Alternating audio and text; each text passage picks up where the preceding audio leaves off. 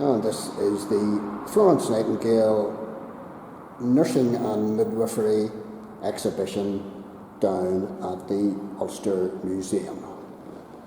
And it's pretty good.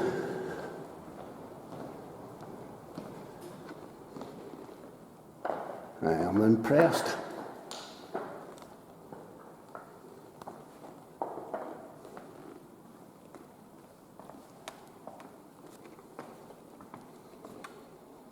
Nursing and midwifery to the present day. This year we celebrate the 200th anniversary of the birth of Florence Nightingale and the immense contribution Northern Ireland's nurses and midwives have given to our health and well-being. Well, nobody would argue with that.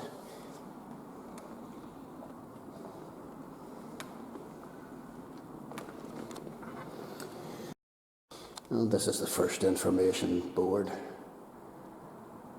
from this outstanding exhibition, Florence Nightingale, Nursing and Midwifery 200 Years. There's the first, or one of the early Belfast Royal Hospitals. And this is the way nurses used to dress in 1895. And you can read all that stuff down for yourself.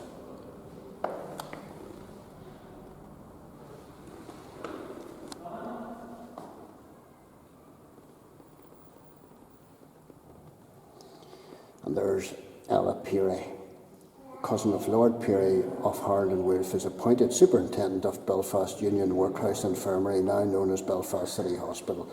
Florence Nightingale was her mentor. And this is the Ella Peary statue at Belfast City Hospital, and I have videoed that on one of my visits.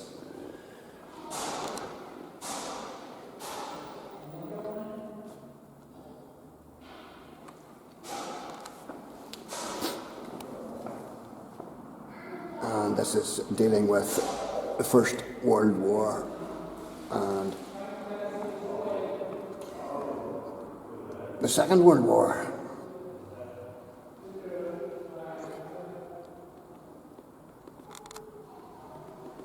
This is interesting. Many nurses who died in both wars are buried in foreign lands. Evelina Dawson from Ballymena was drowned when her hospital ship Salta hit a mine in 1917. She was buried in France. Ruth Dixon from Eglish, County Tyrone, who served in the Great War, trained in Royal Victoria Hospital.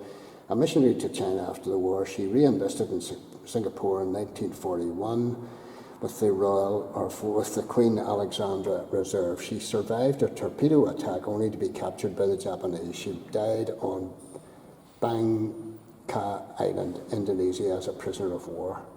Margaret Hesse Johnson from Ballinderry joined the Queen's Alexandra Reserve in 1915. She served in Egypt and died there from disease. Those nurses who survived and returned to civilian nursing brought with them a wealth of acquired skill in care for wounds, trauma and disease.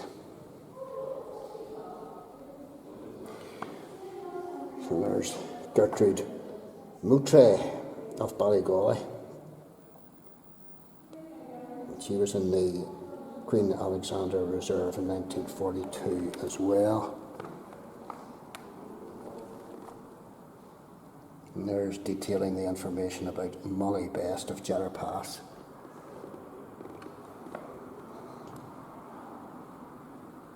And there's outlining the work of nurses at Gallipoli and our doctors.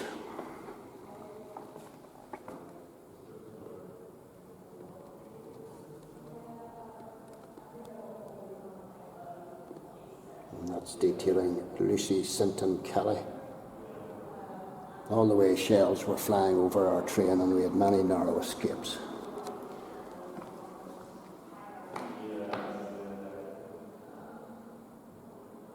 Nursing during the Troubles, just get on with it, was the catchword or catchphrase.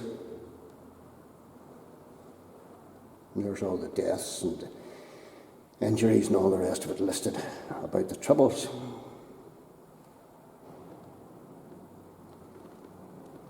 My mother was a nurse.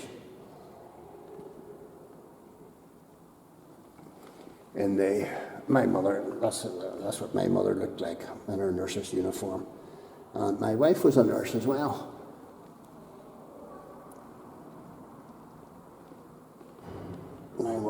My mother was a nurse at Purtisburn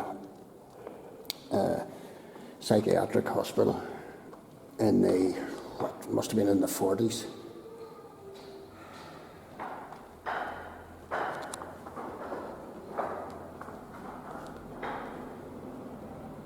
My wife was a nurse in Purtisburn at the Ulster in, must have been about the 80s.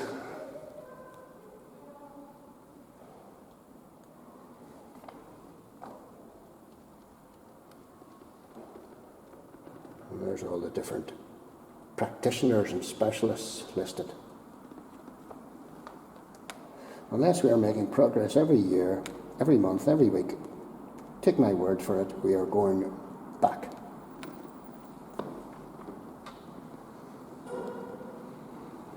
And it all started with Florence Nightingale, the lady with the lamp.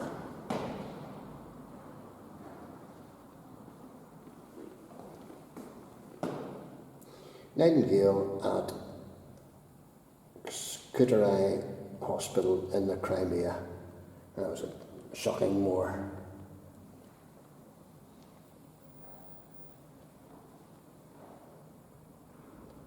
Florence heard calls from God to lessen human suffering.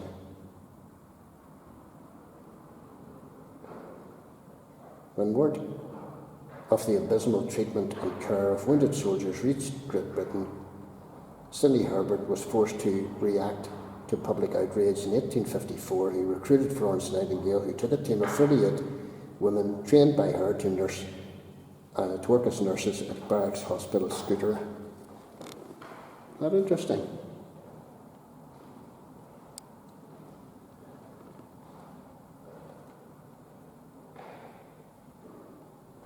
She was tireless and unstinting, and earned her nickname by wandering the wards by night to check on injured and ill patients. Florence Nightingale, some operator.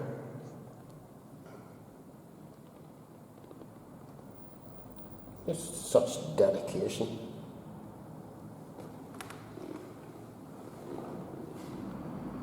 There we are.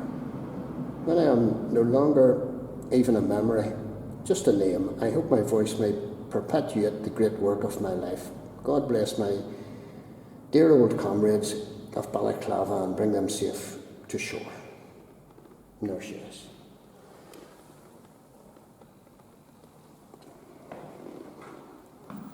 She died at the age of 90, but lived on in plays, films, television, banknotes, and even on the names of ships and aeroplanes. She lives on most rewardingly in the nurses dedicated to making our lives healthier. There's the burial site at St. Margaret's Church, Wellow. And that's Florence Nightingale's stained glass window, originally at Derbyshire Royal Infirmary Chapel, now removed to St. Peter's Church, Derby, and rededicated in 2010. And this is more details about midwifery and all the surrounding details. That's what my wife would have sort of looked like. She wasn't a midwife, but she had that kind of nurse's uniform as well, outdoor.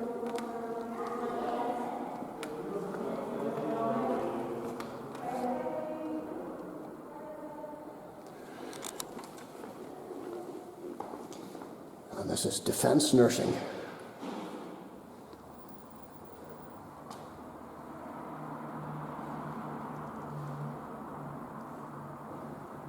quite sure what defence nursing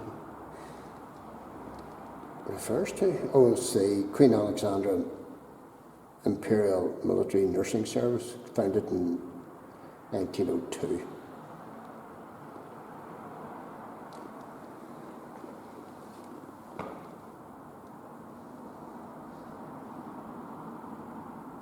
So there were army nurses and surgeons.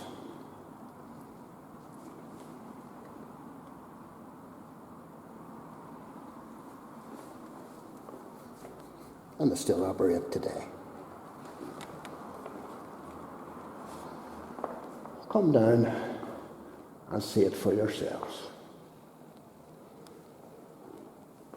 Our thanks to Florence Nightingale. And these are the various nurses' uniforms. And this shows you the evolution of nurses' uniforms as well.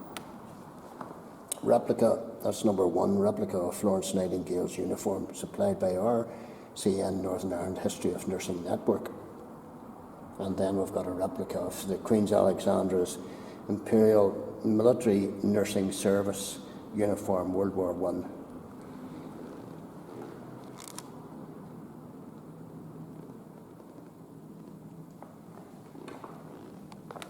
That was number 2. Number 3.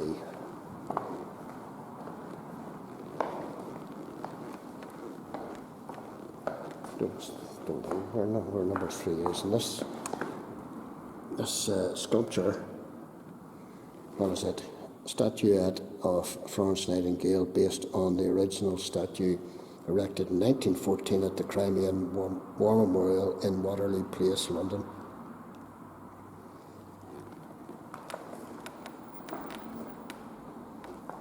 Don't know where number 3 has got to. Ah, there's number 3. Replica of nurses' uniform at the time of World War I. Number 4 is Royal Victoria Hospital, Belfast, Red Sister uniform, 1950s.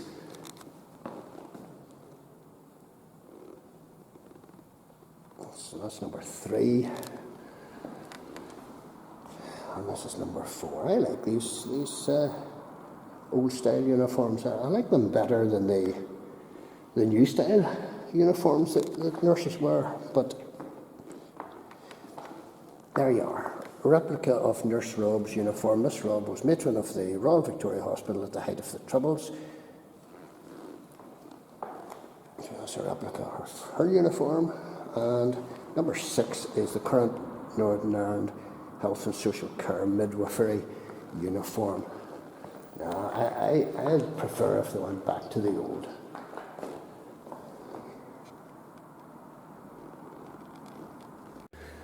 So there's my wee trip around this fabulous exhibition. If you want to see it, come down to the Ulster Museum. She lived 1820 through to 1910. What a lady. What a life.